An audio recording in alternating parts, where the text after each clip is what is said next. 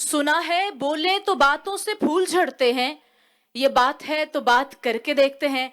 आपकी भरपूर क्लैपिंग में मैं दावत दूंगी हमारे चीफ गेस्ट खलीलुर रहमान कमर साहब। बिस्मिल्लाहिर्रहमानिर्रहीम। अस्सलाम वालेकुम एवरीबॉडी। मैं उमूमी तौर पर बहुत कम ऐसी महफिलों में जाता हूँ, लेकिन ये नज़ीर चौहान साहब की दोस्ती है जो मुझे यहाँ खींच लाई, और शायद उनके साथ होने वाली मेरी पहली नशिस्त की गुफ्तगू है जिससे मुझे पता चला कि ये वो आदमी है जिसने गुर्बत को अपनी आँखों से देखा हुआ है। तो जिसने गुर्बत को अपनी आँखों से देखा हुआ हो वही किसी गरीब के काम आ सकता है। नज़ीर चौहान मेरे उन चंद नए दोस्तों में से है। मेरी ज़िंदगी में कम हुआ कि किसी के साथ मेरी पहली ही नशिस्त में दोस्ती हो गई।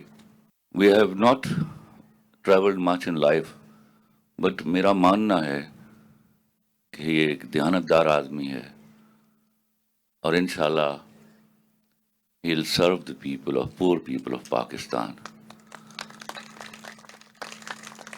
मेरे यहाँ 74 सालों में यही बदकिस्मती रही। हमारे यहाँ हुकूमत वो लोग करते थे जिन्होंने गुर्बत को करीब से कभी देखा ही नहीं है, तो वो ना मेरे गरीब लोगों के मसाइल समझ सके, ना उनके लिए कभी कुछ कर सके। मेरी दुआ है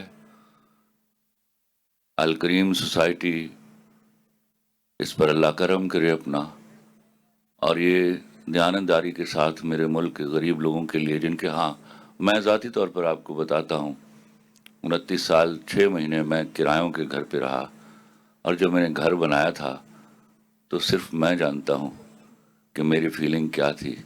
मेरी दुआ है कि अल्लाह मेरे मुल्क के हर आदमी को अपनी छत और अपना घर मैसर करे, और जिनके हाँ तौफीक है वो कोशिश करें कि उनको उनके काम आए।